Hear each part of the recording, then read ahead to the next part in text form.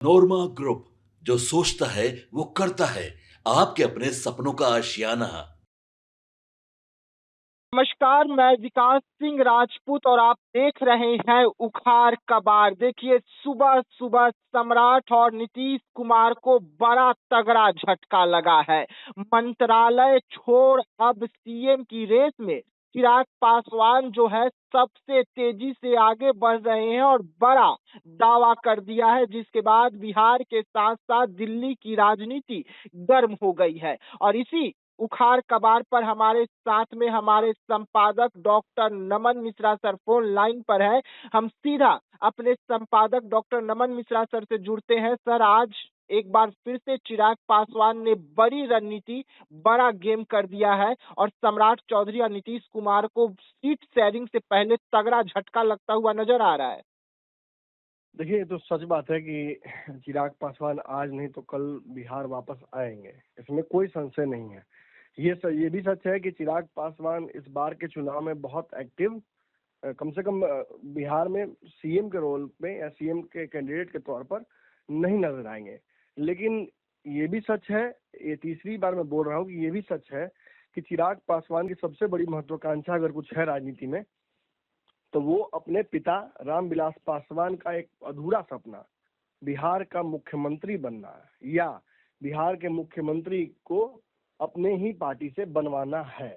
अब चिराग पासवान इसके लिए क्या कर सकते हैं, कैसे इस रणनीति को पूरा कर सकते हैं? देखिए, गठबंधनों का दौर है विकास। जी। गठबंधन अगर नहीं होंगे तो कोई एक पार्टी, चाहे सिंगल लार्जेस्ट पार्टी हो, राजद ही क्यों ना हो, भाजपा ही क्यों ना हो, वो सरकार नहीं बना पाएगी। ये बात चिराग पासवान भी अच्छे से जानते हैं। और वर्तमान में चूंकि केंद्र में मोदी जी की सरकार है और वो सरकार अभी फिलहाल नीतीश नायडू और चिराग पासवान, पवन कल्याण इनके सहयोग से बनी हुई है, तो यदि नीतीश कुमार के खिलाफ बिहार में भाजपा या उसका कोई सहयोगी, चाहे चिराग पासवान हो, उपेंद्र कुशवाहा हो या फिर मांझी हो, कुछ भी करते हैं और इसकी वजह से नीतीश भाग जाते हैं गठबंधन से या बाहर चली जाती है जदयू, तो एक इमीडिएट क्राइसिस सेंट्रल लेवल पर आ जाएगा। मैं जानता हूं कि अमित शाह ने अपने हिसाब से इस स्थिति को सहज करने के लिए कई दलों से बातचीत कर रखी है, कई सांसदों के जुगाड़ कर रखा है, लेकिन ओवरनाइट ये चीजें नहीं होंगी। बिहार चुनाव को लेकर आप देखिएगा कि सबसे ज्यादा अगर कोई पार्टी कॉन्फिडेंट है, मतलब उससे अगर आप सवाल पूछिएगा, तो वो सीएम कैंडिडेट से लेकर किसके चेहरे पर चुनाव लड़ा जाएगा, कितनी सीटें होंगी, सब कुछ क्लियर कर रही है, तो वो लोजपा है चिराग पासवान की। जी। आप जब भी एयरपोर्ट पर चिराग पासवान से पूछते हैं या कोई भी उनका इंटरव्यू देखते हैं और आप जब उनसे पूछते हैं कि सीएम को चेहरे को लेकर कंफ्यूजन है, तो सीधा कहते हैं कोई कंफ्यूजन नहीं है, नीतीश कुमार ही हमारे सीएम के चेहरे हैं, नीतीश कुमार के चेहरे पर ही हम चुनाव लड़ रहे हैं। यही बात अब भाजपा के नेताओं से जब पूछिएगा तो जितने मुंह उतनी बातें होती हैं। जी। कई बार तो नेता अपने ही बयानों से पलट जाते हैं। कभी दिलीप जायसवाल कहते हैं कि नीतीश कुमार है, कभी कहते हैं कि चुनाव के बाद तय किया जाएगा। अमित शाह की भी स्थिति लगभग कमोबेश मिलाकर यही है। अब चूंकि साथ में डिप्टी सीएम है सरकार में सम्राट चौधरी, तो वो तो हमेशा बोलते रहे हैं कि नीतीश कुमार ही होंगे, लेकिन जदयू इस बात को लेकर डरी हुई है। खास तौर पे आप नीरज कुमार के बयान, जदयू कार्यालय के बाहर लग रहे पोस्टर, सोशल मीडिया कैंपेन में जब बात बिहार की हो तो नीतीश कुमार की हो, 25 से 30 फिर से नीतीश, या निशांत कुमार जो नीतीश कुमार के पुत्र हैं, उनके द्वारा बार बार कहा जाना कि अमित शाह अंकल कह चुके हैं, घोषित कर देना चाहिए, ये सब कुछ इसी तरफ इशारा करता है कि जदयू भी अंदर अंदर डरी हुई है, हिली हुई है। जदयू को पता है कि महाराष्ट्र में जो हुआ है वो खेल बड़ी आसानी से बिहार में भी हो सकता है और दूसरा कोई रास्ता भी नजर नहीं आता है। देखिए, राजद के साथ जाने का नीतीश कुमार का इस बार अगर उन्होंने प्लान बनाया तो निश्चित ही बिहार में महागठबंधन सरकार बना लेगी, लेकिन नीतीश मुख्यमंत्री होंगे इस बात की संभावनाएं लगभग शून्य सी हैं। तेजस्वी यादव इस बार सीएम की कुर्सी से कॉम्प्रोमाइज नहीं करेंगे। नीतीश कुमार को ज्यादा से ज्यादा अगर कुछ मिलेगा वापस तेजस्वी के साथ जाकर, तो यह है कि उनके पुत्र को बिना शर्त, बिना किसी प्रश्न के डिप्टी सीएम की कुर्सी जरूर तेजस्वी दे देंगे। लेकिन क्या नीतीश कुमार की इच्छा केवल इतनी है? नहीं, अपने पुत्र की राजनीतिक शुरुआत वो नहीं चाहेंगे कि तेजस्वी की छत्र छाया में करे। वो चाहेंगे कि नरेंद्र मोदी जो कि केंद्र में सरकार बनाए हुए हैं, उनके छत्र छाया में, उनके आसपास निशांत की राजनीति आगे बढ़े। हाँ, इसमें शक जरूर है कि जदयू पूरी तरीके से विलय कर जाएगी फिर भाजपा में। तो आज भी एक घोषित विलय हो चुका है जदयू का।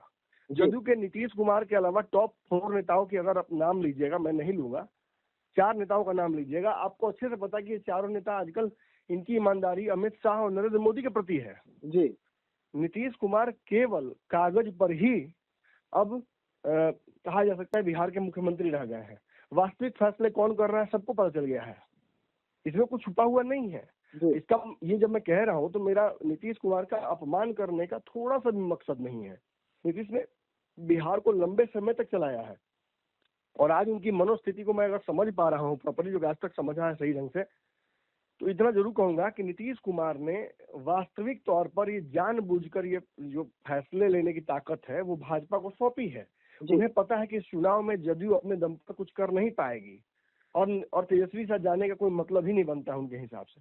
तो कहीं ना कहीं बिना किसी को बताए अघोषित तौर पर उन्होंने भाजपा को इस चुनाव की कमान दे दी है। भाजपा जिस एग्रेशन से चुनाव लड़ रही है, चाहे मोदी जी का पटना में या मधुबनी में या दरभंगा में कार्यक्रम हो, अमित शाह का बार बार बिहार आना हो, रणनीतियों को लेकर चुनावी बैठकें लगातार हो रही हैं, उन बैठकों को आप देखिएगा भाजपा ही लीड कर रही है। निश्चित ही भाजपा बिहार में बड़ी भाई की भूमिका में है और चिराग पासवान, चूंकि आपने देखा सी वोटर का भी सर्वे, उसमें चिराग पासवान सबसे पीछे नजर आए। मतलब अगर तेजस्वी यादव जिनका अभी वोट प्रतिशत सीएम बनने का चांसेस 36% दिखाया जा रहा है, तो लगातार नीतीश कुमार पीछे खसक रहे हैं। बिल्कुल 18 से 15 पर आ गए। वहीं आप देखिएगा तो प्रशांत किशोर भी मिला जुला कर 15 से ऊपर है जी। फिर आप देखिएगा सम्राट चौधरी की पॉपुलैरिटी भी बढ़ी है, एकाएक वो 8 से मुझे लगता है कितना 14 पे चले गए हैं जी, 15 ये 15 पे चले गए हैं। तो ये भी बड़ी मतलब कहीं ना कहीं उपलब्धि है जी। निश्चित ही मुझे लगता है 15 नहीं, मुझे 12 या 14 हुए हैं शायद, एग्जैक्टली मुझे याद नहीं पड़ रहा है। जो भी हो बढ़ रहा है उनकी पॉपुलैरिटी और चिराग पासवान सबसे पीछे है जी। 4 से शायद 6% उनका हुआ है। तो ये इशारा करता है कि इस वक्त चिराग पासवान ना तो सीएम के चेहरा है, ना उनके पास वो वोट शेयर है जो उन्हें बिहार का मुख्यमंत्री बनाएगा। लेकिन ये तो किसी के पास नहीं ना है, कंप्लीट एब्सोल्यूट मेजोरिटी तो तेजस्वी यादव के पास भी नहीं है जी। इतना बड़ा वोट बैंक होने के बावजूद वो 36% पे आकर अटक गए हैं और पिछली बार भी अच्छा विधायक जिताने के बावजूद सरकार नहीं बना पाए। तो ये क्या इशारा करता है? ये इशारा करता है गठबंधनों का दौर है और कोई भी मुख्यमंत्री यदि बनता है तो केवल परिस्थितियों की वजह से बनेगा। जैसे मान लेते हैं इस चुनाव में तेजस्वी यादव की पार्टी 20-25 सीटों पर चुनाव लड़ती है, यदि वो 15 विधायक जिता कर ला देते हैं या 12 विधायक जिता कर ला देते हैं और ये 12 विधायक सरकार बनाने में बड़े महत्वपूर्ण हो जाते हैं बिहार में। एक हाइपोथेटिकल सिचुएशन आपको बता रहा हूं मैं। जी। अगर 12 विधायक चले जाए तेजस्वी की तरफ तो सरकार तेजस्वी की बन जाएगी। वैसी स्थिति में अगर चिराग पासवान ये कह दे कि मैं जाऊंगा नहीं लेकिन मुझे मुख्यमंत्री की कुर्सी चाहिए जी, तो आपको क्या लगता है भाजपा और नीतीश कुमार को क्या करना पड़ेगा? बिल्कुल उन्हें मुख्यमंत्री कुर्सी देना होगा। कहीं ना कहीं वर्तमान तेजस्वी सरकार न बना ले, इसलिए हो सकता है कि चिराग जाकर बाहर समर्थन कर दें जी तेजस्वी का। जी। ये होगा एग्जैक्टली मैं नहीं कह रहा हूँ, लेकिन अगर if he plays his cards right Chirag Paswan तो वो इसी बार मुख्यमंत्री बन सकते हैं अगर सही ढंग से परिस्थितियां साथ दे देती हैं तो। जी। तो यही कहीं ना कहीं मैं कह रहा हूँ कि देखिए संभावनाएं तो हमेशा है। ये कह देना कि चिराग के पास वोट नहीं है या इस वक्त उनकी पार्टी तैयार नहीं है, ये बहुत छोटी बात हो जाएगी। अब जैसे बात करते हैं मुकेश सहनी की, सेम स्थिति मुकेश सहनी की है। 30-35 सीटें वो भी लड़ेंगे, 40 कम से कम वो डिमांड उनकी पार्टी की है। मान लेते हैं उसमें से अगर अच्छा चुनाव बीतता है तो 15-20 विधायक जिता लेंगे। अगर वही शर्त रख देते हैं कि नहीं तेजस्वी जी मुख्यमंत्री मुझे बनाना होगा, क्या करेंगे तेजस्वी यादव? वो उस समय तय डेफिनेटली करेंगे कि क्या हमें भाजपा की सरकार बनानी है या एक बार देख लेना है, ये भी करके जी नेगोशिएट करेंगे। 2-3 दिन तक बातचीत चलेगी लेकिन अंततः फैसला वही होगा जो होना चाहिए। इसीलिए मैं कह रहा हूँ कि चिराग पासवान ने बहुत स्मार्टली ये काम किया। एक और एंगल में यहाँ समझाने जा रहा हूँ दर्शकों को जो बहुत कम लोग इस तरफ सोच रहे हैं। देखिए चिराग पासवान पिछली बार 2020 में बाहर जाकर चुनाव लड़े थे एनडीए से जी जिसके चलते 30-40 सीटों पर राजद को जबरदस्त फायदा हुआ था। जी मैं ये नहीं कहूंगा कि चिराग के चलते ही राजद जीती थी, हालांकि बोलने वाले तो यही कहते हैं कि 30 सीटें राजद केवल इसलिए जीती ज्यादा कि चिराग पासवान ने एनडीए का वोट काटा उन सीटों पर। ठीक है जी। राघोपुर में भी कहा जाता है कि तेजस्वी की जीत में बहुत बड़ा योगदान चिराग का था। जी। अब चिराग एनडीए में है, तो एक तरफ जहां तेजस्वी का को जो वोट एडिशनल मिला या वोट जदयू का जो कटा था वो तो काटेंगे नहीं चिराग, वहीं दूसरी ओर जो वोट कटा था पिछली बार वो जुड़ जाएगा एनडीए में, तो डबल झटका लगेगा ना तेजस्वी को। जी।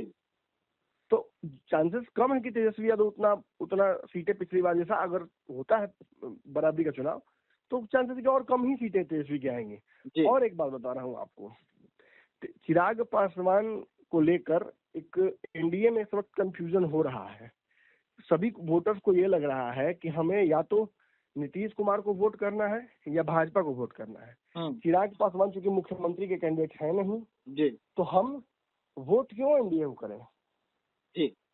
तो वैसी स्थिति में चिराग पासवान के जो वोटर हैं वो हालांकि लोकसभा में ऐसा हुआ कि सभी का वोट एक दूसरे को मिला, लेकिन विधानसभा में चिराग पासवान के वोटर नीतीश को वोट कर दें ये थोड़ा लगता है कि मतलब डाउटफुल है। जी। 100% तो वोट नहीं करेंगे क्योंकि उनको चिराग पासवान चाहिए ना कि नीतीश कुमार। जी। ऐसे में यदि ये बात कहते हैं चिराग पासवान की मैं भी बिहार वापस आ रहा हूँ और जल्दी ही आ सकता हूँ बिहार, तो इससे उनके वोटर को एक कॉन्फिडेंस आता है कि हो सकता है कि चिराग पासवान इसी बार सीएम बन जाए। ये माइंड गेम भी हो सकता है अपने वोटर्स के लिए कि वो वोटर सोचे कि चलिए ठीक है चिराग पासवान हो सकता है किसी परिस्थिति में सीएम इस बार भी बन सके। जी। तो इसलिए हो सकता है कि वोट परसेंटेज जो है वो पूरी तरीके से ट्रांसफर चिराग का एनडीए को हो जाए।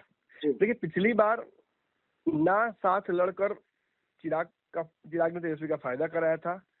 इस बार अगर चिराग बिहार को लेकर बहुत एक्टिव नहीं होते हैं या प्रचार पूरे बिहार में घूमकर नहीं करते हैं, ठीक है ना, और एनडीए के साथ रहकर ही चुनाव लड़ते हैं लेकिन बहुत एक्टिव नहीं होते कि भाई मेरा चुनाव नहीं है नीतीश जी का चुनाव है, तो इसका भी असर पिछले चुनाव जैसा ही पड़ेगा। भले ही 100% न पड़े लेकिन आंशिक तौर पर उनके वोटर्स ये मानकर चलेंगे कि ये चुनाव चिराग का थोड़ी है जी, हमें बहुत शक्ति लगाने की जरूरत नहीं है।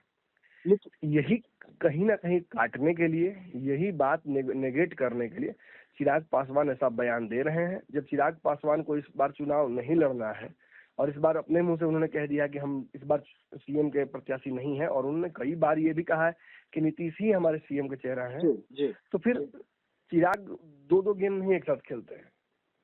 जो जितनी राजनीति मैंने समझी है वो डबल गेम नहीं खेलते कि बोला कुछ और करते कुछ और जी। इसलिए मुझे ये लगता है कि चिराग पासवान आने वाले 2029 में हो या 30 में हो, जब भी चुनाव हो, उस चुनाव में ही सीएम के उम्मीदवार अपने आप को, अगर परिस्थितियां उनका साथ देती हैं, संगठन मजबूत होता है, तो निश्चित ही सीएम के उम्मीदवार के तौर पर खुद को प्रोजेक्ट करेंगे।